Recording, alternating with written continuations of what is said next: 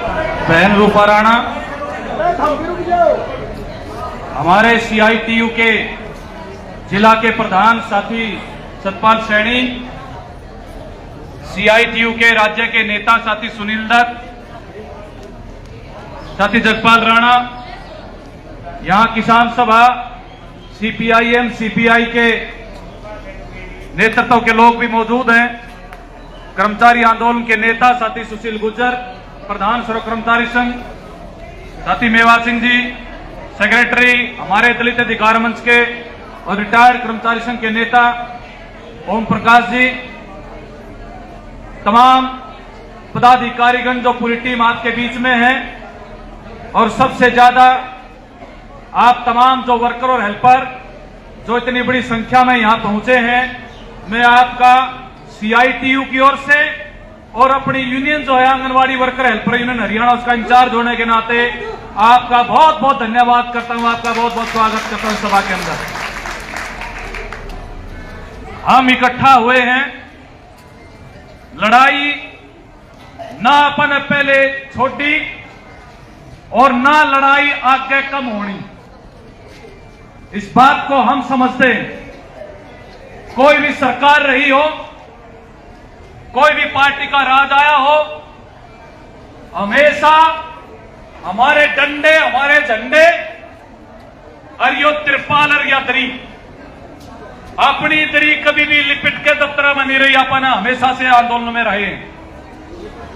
और ये सही बात हमारी प्रधान ने, जो रूपा राणा राज्य की भी प्रधान है यूनियन की और हमारे जिले की भी प्रधान है, उन्होंने बड़े स्पष्ट तौर पर कहा है कि भाई वायदे तो पहले वाले भी किया करते, लेकिन एक बार देख लो, वायदे पूरे नहीं किए तो वही हाल बनाएगा जो पुराने वाला का हाल हो रहा है। ये ठीक बात है।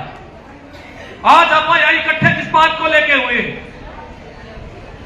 दो मसले हैं जिनको लेके आप इकट्ठे हुए यहां। हम जो आंगनवाड़ी वर्कर हेल्पर हैं, जो इस देश में जिनकी तादाद 25 लाख है, 25 लाख तो सेंटर है, सेंटर हमारी संख्या 50 लाख है और हरियाणा में 25,000 सेंटर है, तादाद हमारी 48,000 है, क्योंकि आंगनवाड़ी वर्कर और हेल्परों के कई पोस्ट जो भी खाली पड़ी है। हमारे यहां पर कई हमारी आंगनवाड़ी की वर्कर बैठी हुई हैं जिनके पास हेल्पर नहीं है कई साल से। मैं गलत तो नहीं कह रहा, हेल्पर नहीं है, कई जगह पर जो है वर्कर नहीं है, यह स्थिति है। और जहां वर्कर नहीं है वहां पर हमारी पड़ोस की जो वर्कर है उसको उसका चार्ज दे रखा है, और चार्ज के नाम पे कितना पैसा मिलता है? कितना मिलता है?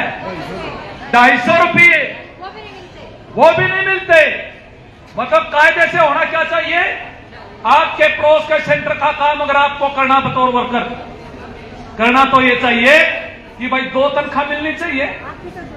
अरे 2 छोटो, कम से कम उसकी आधी तनख्वाह दे दो। 250 रुपए में 2 सेंटर का काम करवाना चाहती है बीजेपी की सरकार। और भाई आज मैं स्पेशल आया हूं, मैं इसलिए आया हूं, और भी कई जिलों में जा सकता था, प्रोग्राम तो पूरे हरियाणा के अंदर था, लेकिन ये करनाल जिले से एक विशेष लगाव है, आप लोगों से एक विशेष लगाव है। और लगाव इसलिए है, मेरा जिला भी वैसे करनाल है, लोकसभा क्षेत्र करनाल ही है मेरा, लेकिन दूसरा लगाव इस पार्क से है। इस पार्क से ये है, अभी मास्टर जी आपको याद दिला रहे थे हमारे आंदोलन के बारे में। 14 फरवरी का दिन था, 16 फरवरी का, ये तो इनको याद होगा। 14 फरवरी को अपन ने पूरे हरियाणा का पड़ाव यहां डाला था, और मुझे याद है यहां पर इसके साथ अपन ने टेंट लगाया था, और उस पूरी रात में आपको याद रखना चाहिए, उस दिन आप जुलूस निकालते हुए वहां पर गए थे, शहर के बीचों बीच घंटाघर चौक पे रात के 12 बज गए थे। और आप याद रखना, बेशक कोई बीजेपी की भी, कोई हो सकता कोई मोदी का, बीजेपी का भी कोई उनके दिमाग में हो अभी भी कमल के फूल के बारे में, आप उस रात को याद करना। रात के 12 बजे हुए थे, और हम ये चाहते थे कि कम से कोई बात नहीं भाई, हम आपकी बात करवा देंगे, लेकिन आप याद रखना, रात के 12 बजे पूरे हरियाणा से महिलाएं आई हुई थी। मुख्यमंत्री के तो छोड़ो, कोई यहां में कहने नहीं आया कि भी तुम उठ जाओ, कोई बात नहीं, सुबह बात करवाएंगे। हम रात को वहां से वापिस आए थे और इसी यहां पर इसके नीचे आप सोए थे। जो लोग रात को यहां रुके उनको पता होगा, उस दिन ऊपर से भी पानी टपक रहा था और नीचे भी जमीन टपक रही थी। महिलाओं के जो कपड़े जो है, जो भी यहां लोग रुके हुए थे, उनके कपड़े रात को भीगे इतनी ठंड थी। और मेरे को इसलिए याद है, जब वो 15 दिन पूरा पड़ाव चला, ये पीछे जो है ये छतरी सी पड़ी हुई है। मैं रोहतक में रहता हूं, मैंने 5-6 रातें छतरी के नीचे बिताई है। आंदोलन याद रखना है, अगर आप उनको याद नहीं रखोगे तो इस सरकार के चरित्र को आप नहीं समझ पाओगे। आप आंगनवाड़ी वर्कर हेल्पर हैं, ये ठीक बात है, हमें अपने वोट का, और मैं कोई आपको डायरेक्ट नहीं दे रहा हूं, मैं आपको बिल्कुल ये नहीं कह रहा हूं। ऐसा नहीं है कि कोई वर्कर बीजेपी मतलब इंडिया गठबंधन को वोट नहीं डालेगी तो उसके खिलाफ फिर कार्रवाई करेगी, नहीं, यह आपका अधिकार है। आप किसी भी पार्टी को वोट डाल सकते हो, लेकिन आपकी यूनियन, हम आपके नेता और आपको ये समझा रहे हैं, आप अपने अनुभव के हिसाब से देखना कि आपको क्या करना है। सवाल यह है कि आज जो हमारी मांग है, जो मांग पत्र सरकार को भिजवाया है, उसमें मांग क्या है? अरे 75 में हमारी स्कीम शुरू हुई थी। अपने यहां कहावत है कि भाई 12 साल में तो कुर्डी के भी आग बन जाए, यही बोलते हैं ना। और ये आंगनवाड़ी की स्कीम कितनी पुरानी है, आप बताओ, कब शुरू हुए थे, कहां पहुंचे? और हमारे हरियाणा के मुख्यमंत्री वो पूर्व हो चुके हैं, मनोहर लाल खट्टर। अच्छा होता वो आज मुख्यमंत्री होते और भाषण को सुनते वो, आज उनको तो पूर्व बना दिया। लेकिन आपको ये बात याद रखनी चाहिए कि जो पलवल में बोल रहे थे, पलवल में उन्होंने गांव की भरी, उसके अंदर गांव के लोगों के बीच में क्या कहा, बताओ भाई, हम जो आंगनवाड़ी केंद्रों को बंद करना चाहते हैं, कौन कौन इसके लिए तैयार है? हाथ खड़े करवाए थे, आपको याद हो लोगों के। और फिर कहा था कि भाई ये आंगनवाड़ी वर्कर हेल्पर समझ जाओ ना, तो ये सेंटर हमारे तुम्हारे बंद करेंगे। ये बात जब हम अधिकारियों के साथ, मैं सरकार 10 साल ये सरकार रही है, बाय चांस मैं CIQ की ओर से इंचार्ज इसी बीच में रहा हूं, 16-17 में मैं इंचार्ज बना था इस यूनियन का।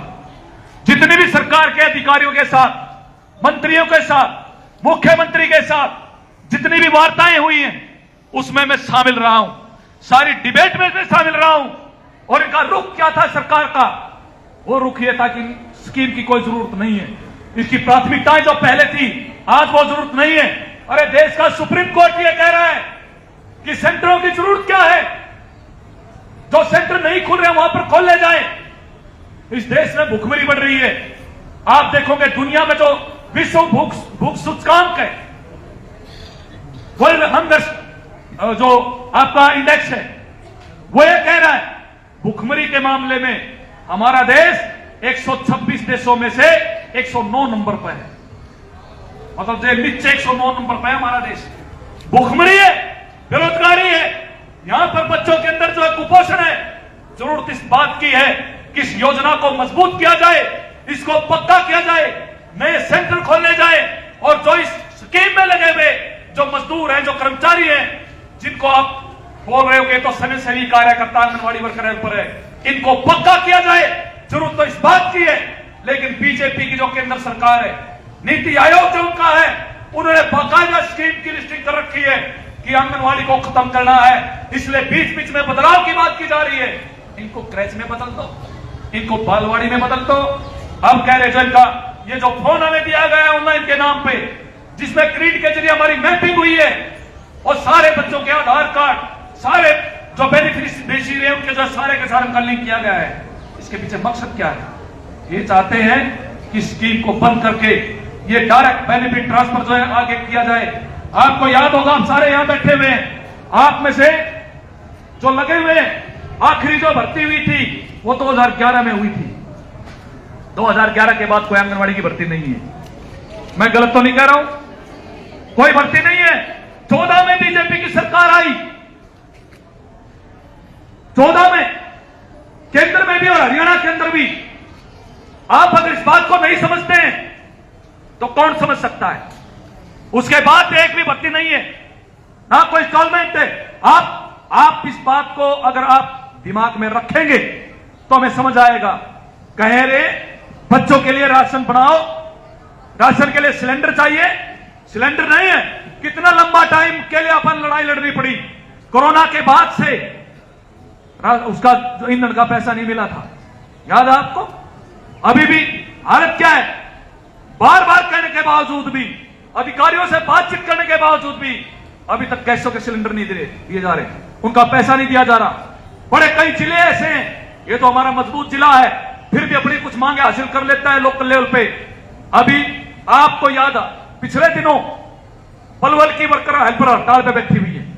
6 महीने से तनख्वाह नहीं है, 6 महीने से, ना वर्कर को, ना हेल्पर को, ना सुपरवाइजर को। क्यों? सीडीपीओ ही नहीं है, एक भी सीडीपीओ नहीं है पूरे जिले में। तो कौन बनाएगा? ये आपकी बात नहीं है, ये सुपरवाइजर और सीडीपीओ पीओ तक भर्ती नहीं करने लग रहे, क्योंकि इनकी योजना ये है कि एक बार तीसरी बार सत्ता में आए तो उसी दिन स्कीम का ताला लगाने की तैयारी शुरू करेंगे। ये तो हमारी बात है। अब मेरे साथी जो कई बोल रहे थे, वायदा क्या कर रहे हैं, और उस आंदोलन जो हमारे साथ हुआ उसको आप याद रखेंगे, मैं उस पर ज्यादा नहीं जाना चाहता। लेकिन आप देखोगे तो ये पूरा का पूरा प्रोपेगेंडा, 2 बातें बीजेपी ने शुरुआत जो कई महीनों से, लगभग साल भर से जो इन्होंने प्रचार चलाया है, एक प्रचार तो है अब की बार 400 पार। क्या नारा लगाया अब की बार? 400 पार। 400 पार कहां आएगा भाई? कहां से होगा 400 पार? इसलिए है आपके दिमाग में, जनता के दिमाग में यह बात बैठ जाएगी, बीजेपी को कोई हराने वाला नहीं है। जब खट्टर की सरकार पिछली बार वोट मांगने आई थी 19 में, उन्होंने भी नारा दिया था 75 पार का, लेकिन बहुमत नहीं आया था उनका। यही हालात है। बीजेपी का सर्वे है इंटरनल 1 साल पहले से कि अब की बार उनकी 200 सीट भी नहीं आएंगी, इसलिए पूरा रणनीति के तहत उन्हें प्रचार चलाया है। अखबार, टीवी सब पे काबिज किया। जो आप टीवी में देखते हो, ये सोशल मीडिया में भी आप जो आता है, व्हाट्सएप में जो भी आप आता है, ज्यादातर माल मसाला वो बीजेपी के खरीदे हुए लोगों की बनाई हुई पोस्ट आती हैं। टीवी सारे उनके, आज जो पूंजीपतियों के चैनल है सारे के सारे, अखबार सारे उन्होंने खरीद रखे हैं, तो सब उनकी खबर चल रही है, लोगों का दिमाग बनाया जा रहा है। और नारा क्या दिया? बोले आप जो है अब की बार बीजेपी तीसरी बार, और भाई सब बात सब कुछ पीछे, और कह रहे हैं भाई ये मोदी की गारंटी। क्या मोदी? ये बोल रहे हैं ना, मोदी की गारंटी है। क्या गारंटी है भाई मोदी की? क्या ऐसा काम कर दिया मोदी ने? क्या बीजेपी ने ऐसा काम कर दिया? अगर उन्होंने काम किया है तो बताओ कि आपने कितनी नौकरियां दी? आपने कहा था 2 करोड़ नौकरियां हर साल देंगे, 10 साल हो गए, 10 करोड़ 20 करोड़ नौकरियां मिल जानी चाहिए थी। हर साल 2 करोड़ नौकरियां देने का वायदा किया था, 20 करोड़ नौकरियां किसी को मिली नौकरी? हालत क्या है? आज 23 विभागों को खत्म किया है। कच्ची नौकरियां हरियाणा कौशल रोजगार निगम हरियाणा में शुरू किया, कच्ची नौकरियों का पक्का प्रबंध यह किया बीजेपी की सरकार ने। उसके नाम पे कोई वोट नहीं है। क्या कह रहे हैं कि भाई 5 किलो अनाज आपको अगले 5 साल तक मिलेगा, या है मोदी की, यही है ना गारंटी। अब कहीं ना आपने मिलता होगा, वो उसका आपके कार्ड कट गए होंगे। क्यों? बीजेपी ने फैमिली आईडी के नाम पर हरियाणा के अंदर कह रहे फ्री में अनाज की बात, लेकिन 9.5 लाख परिवारों के बीपीएल कार्ड काटे इन्होंने, और सारी योजनाओं को फैमिली आईडी के साथ जोड़ दिया। अब एक बंदा तो घर में ऐसा हो गया जिसने यो काम, एक पॉलिथीन बना रखा है बड़ा सा लिफाफा, उसमें सारे घराना के कागज, सर्टिफिकेट हो, कोई जाति प्रमाण पत्र सारे में लेकर, और कदे जो CHC सेंटर पे कदे तहसील वर्कर से एसडीएम कर कदे नहीं, यही हो रहा होगा। परमानेंट एक मानस है इस बात के लिए, तो लाइन में लगा रखे हैं और एक बार उन्हें गए नहीं, 100-200 रुपये सीएचसी सेंटर वाला गए नहीं, इस काम पर लगा रखे हैं। और 5 किलो अनाज, अरे तो उस 5 किलो अनाज में भी निरा बाजरा आने लग रहा है, मैं बाजरा। अब बताओ, एक बार यहां खट्टर आ जाए तो खट्टर तक है तो एक बोरी आप ले आए, उनको खाओ ही नहीं तो इतना खत्म ना हो बाजरा खाऊं मैं इतनी गर्मी में। मैं आपसे साधारण सी बात, आप तमाम जो वर्कर है वो पढ़े लिखे हैं, एक सीधा सा आप समझो इसका फार्मूला। एक बात मेरे को बताओ, जब बीजेपी राज में नहीं आई तब जो है बीपीएल पर 35 किलो अनाज मिलता था, के भाव मिला करता 2 रुपए किलो, यही रेट था ना। 2 रुपए किलो के भाव से 35 किलो अनाज आया करता, रुपये ला क्या करता है महीने में 70। ठीक है, अब मोदी जी राज में आ गए, उन्होंने 35 किलो कर दिया खत्म और बोले 5 किलो देंगे, फ्री में दे देंगे, ये ना शुरू किया।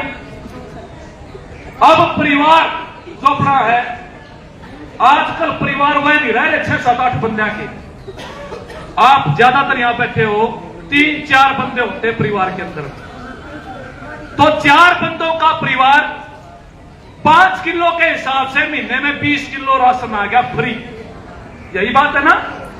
20 किलो मिल गया। अब यह जो 20 किलो मिला, क्या 4 बंदों का गुजारा 20 किलो में हो सकता है? नहीं हो सकता। उसके लिए 35 किलो अनाज की जरूरत पड़ेगी कि नहीं पड़ेगी? तो 20 किलो फ्री वाला और 15 किलो अपना अनाज लेना पड़ेगा बाजार से, वो पड़ेगा 450 से 500 का। तो आप ये बताओ कि ये हमें कितने का हो गया? एक महीने में अगर 35 किलो अनाज चाहिए तो उसके लिए आपको 450-500 रुपए वो खर्च करने पड़ेंगे। तो ये एक सिस्टम है, कोई बात नहीं, आप सुनते रहो।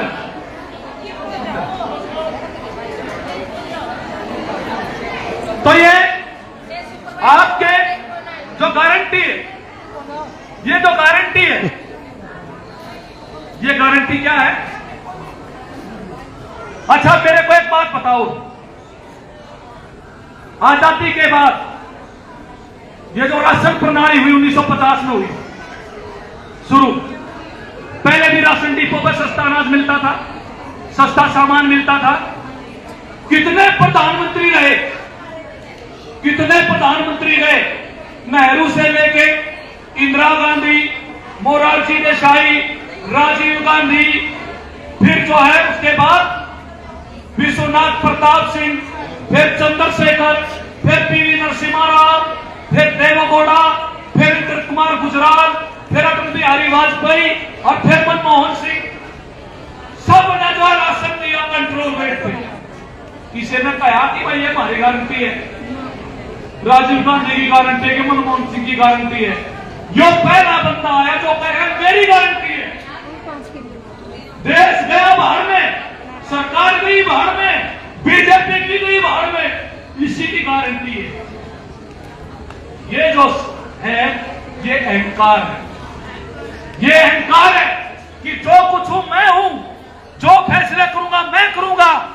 रात को जीएसटी लागू कर दिया, रात को नोटबंदी लागू कर दी, और रात को जो है इन्होंने जब कोरोना की जो आई उसके बाद इन्होंने सब कुछ बंद कर दिया।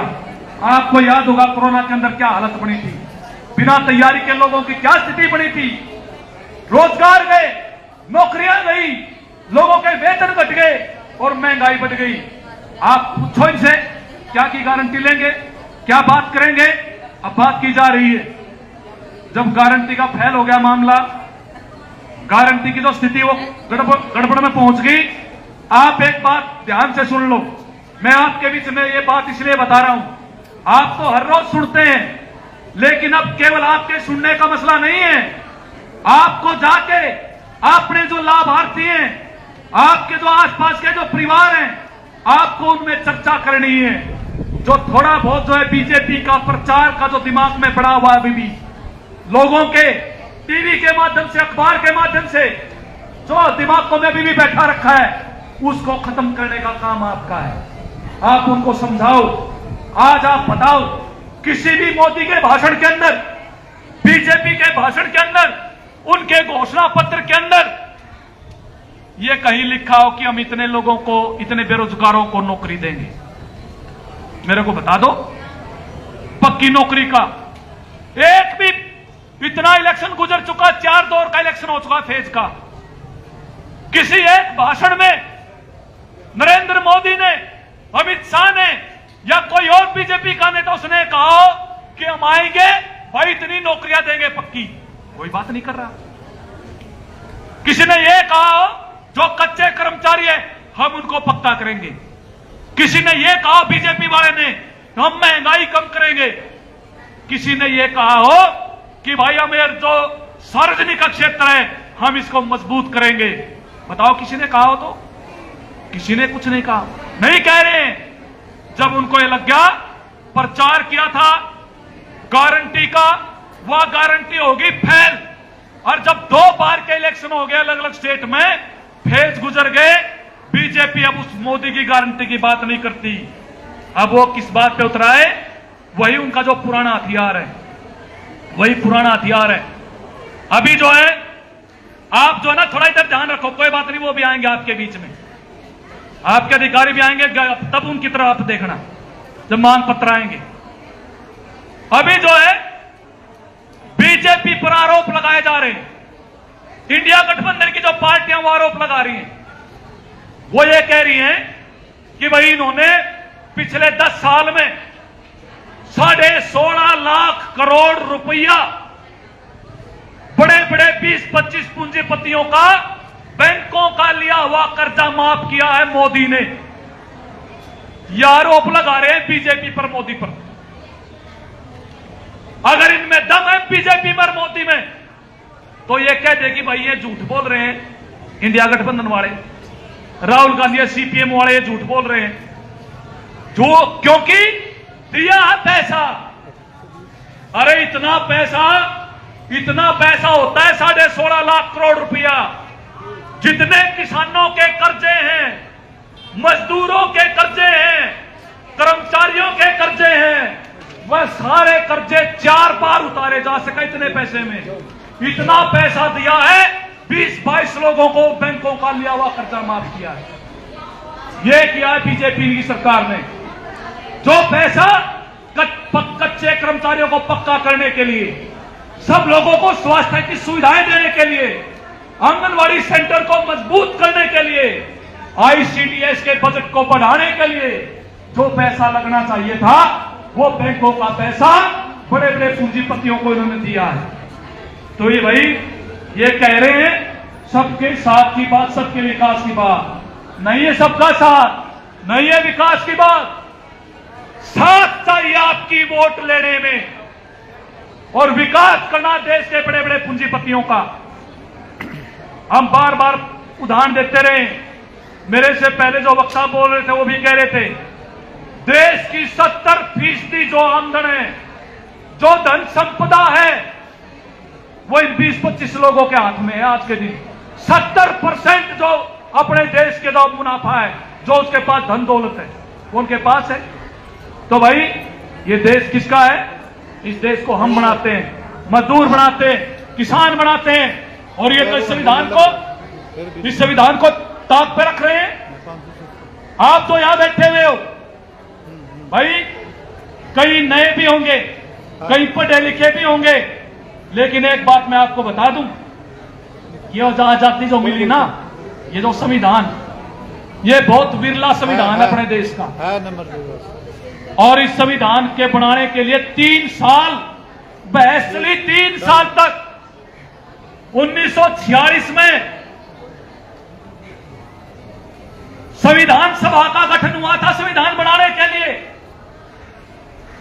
जिसकी ड्राफ्टिंग कमेटी के चेयरमैन बने डॉक्टर भीमराव अंबेडकर, और 3 साल तक 283 लोगों ने लगातार बहस की, दुनिया की बहुत बेहतरीन चीजें, अपने समाज की सच्चाई और जरूरतें उस संविधान के अंदर आई। और मैं आपको बताना चाहता हूं, दुनिया में महिलाओं को कभी भी वोट डालने का उससे पहले अधिकार नहीं था। जो हमारा संविधान दुनिया का पहला संविधान बना जिसने कहा भाई वोट महिला हो चाहे पुरुष, गरीब हो चाहे अमीर, छोटा हो चाहे बड़ा, किसी भी धर्म का, किसी भी जात का, वोट डालने का अधिकार सबको होगा, बराबर होगा। वोट गिनी जाएगी, तुलेगी नहीं। और राजा जो है वो रानी के पेट से पैदा नहीं होगा, राजा बनाएंगे जनता। इसलिए जो हमारा संविधान लिखा गया उससे कहा हम अपने संविधान को स्वयं अंगीकृत करते हैं। ये लोगों के द्वारा बनाया गया संविधान है।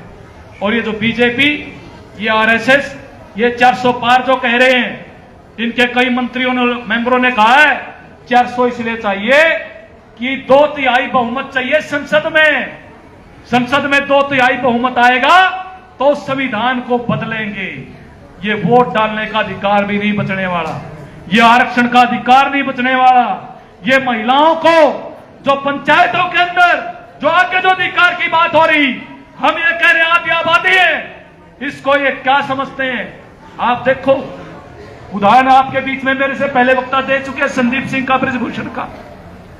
लेकिन एक और बात, हमारे देश के प्रधानमंत्री माननीय नरेंद्र मोदी कर्नाटक के अंदर एक ऐसी पार्टी के साथ उन्होंने गठबंधन किया वोट लेने के लिए, जीतने के लिए, जिनका एक MP, sitting MP Prajwal Revanna, नाम सुना होगा शायद आपने, सीडी कांड वहां पर एक आया है।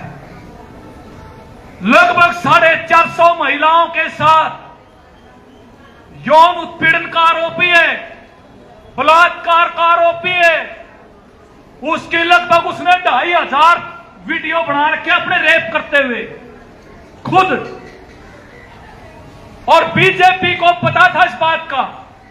वहां के जो उनके इलाके के जो एक नेता थे, उन्होंने गृह मंत्री को, उस स्टेट के प्रभारी को ये लिख के भेजा, ये बंदा ऐसा एमपी, इसके इतने वीडियो मौजूद हैं, इस पार्टी के साथ गठबंधन ना करें।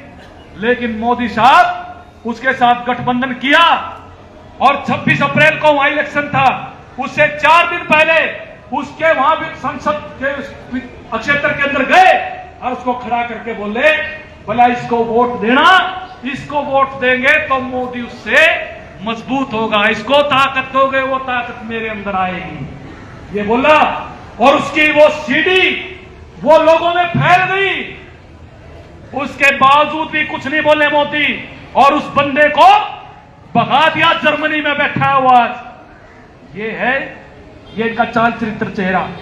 क्या कुलदीप सिंह सेंगर, क्या कश्मीर में वो लड़की 8 साल की बच्ची के साथ जो रेप हुआ, ये बीजेपी की पार्टी या आरएसएस के लोग तिरंगा झंडा लेके उस जो बच्ची के साथ जो बलात्कार करने वाले थे उनके पक्ष में रैलियां निकाल रहे थे। ये इन्होंने किया है हमारे मजदूर आंदोलन के साथ, हमारे स्कीम वर्कर आंदोलन के साथ। भाई किसान है वह पिटे, हम पिटे, आशा वर्कर पिटी, वहां सरपंच गए हरियाणा के वह पिटे, कंप्यूटर टीचर पर लाठीचार्ज हुआ, महिला जो है लैब असिस्टेंट पे लाठीचार्ज हुआ, मुकदमे दर्ज हुए।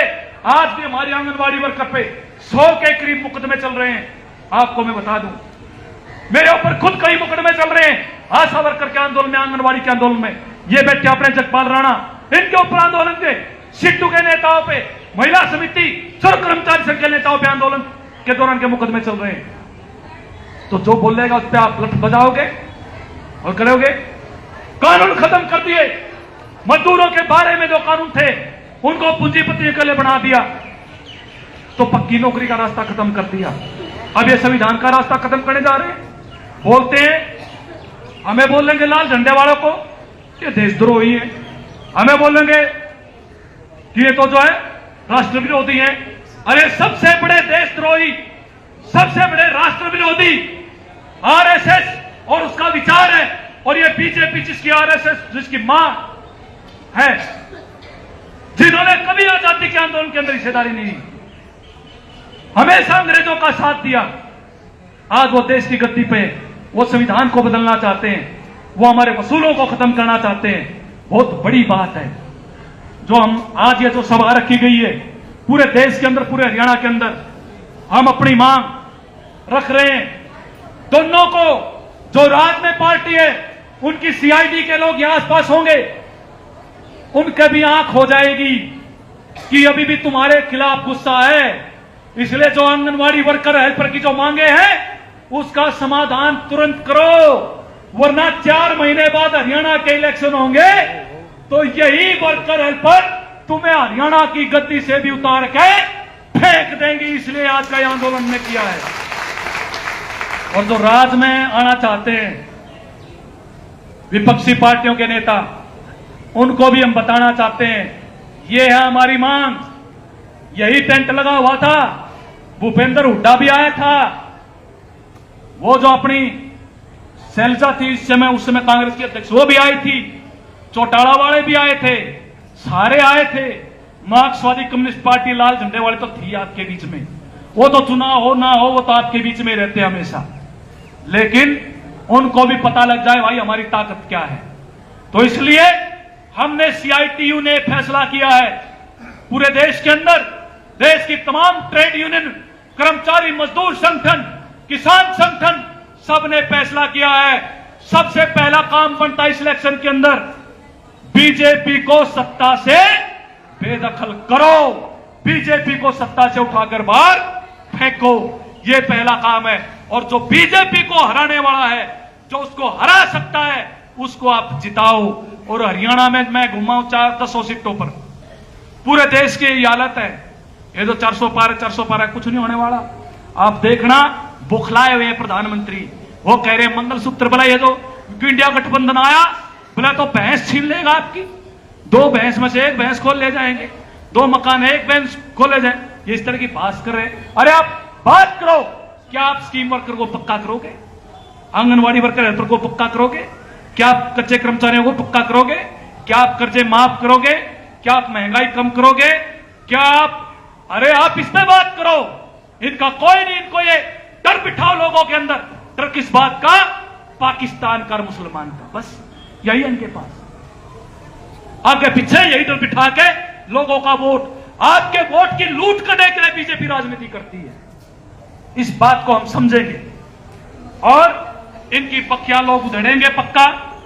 और आपको भी अपने अधिकारों की रक्षा के लिए सवाल है, बाकी जो पार्टी राज में आएंगी बीजेपी को हरा के उनके खिलाफ भी लड़ेंगे, लेकिन ये राज में आ गए तो भाई ये यूनियन भी छोड़ देना। फिर ये मैं बता रहा हूं, इन्होंने तो कानून बना रखे हैं, वो सारे कानून, यूनियन बनाना भी अपराध हो जाएगा अपने आप में, जिसको मर्जी चाहेंगे जेल में डालेंगे।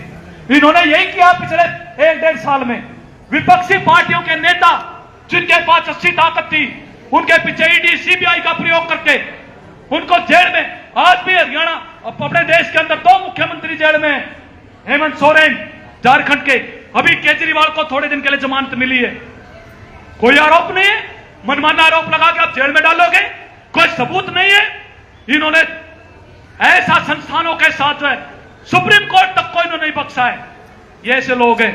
और अगर तीसरी बार ये राज में आएंगे तो फिर अगली बार पता क्या कहेंगे, भाई वोट डालने की जरूरत नहीं है, 3 बार हमें चुन दिया है, लोगों का हम पर विश्वास है, इसलिए कानून बदल दिया, कोई बात नहीं, हम इंटरनली अपनी सरकार चलाएंगे। ऐसा भी कर सके है ना, कर सकते हैं। तो ये जो वोट का अधिकार जो हमारे पूर्वजों ने लाखों लाख कुर्बानियां देके हासिल किया है, इसको बढ़ा के रखेंगे, बीजेपी को हराएंगे, अपनी यूनियन को मजबूत करेंगे और अपनी पक्की नौकरी करवा के और तनख्वाह बढ़वा के 26,000 न्यूनतम वेतन करवा के दम लेंगे। साथियों, इन्हीं बातों के साथ आपने मेरी बात भी सुनी और भाई अब जो है आप नारे भी लगाएंगे। और ये संकल्प, आज ये जो भाषण यहाँ हुआ है हमारे सामने, जो सैकड़ों की संख्या में आप जो क्रांतिकारी लोग जो मौजूद है, इस भाषण को सुन के यहां तक नहीं रखना है। 1000 की आबादी पे यहाँ पर 1000 में चर्चा चलनी चाहिए। इनको पता लगना चाहिए हमारी स्कीम वर्कर में, आंगनवाड़ी वर्कर हेल्पर में, आशा वर्कर, मिड डे मील, कच्चे कर्मचारियों में कितना दम है।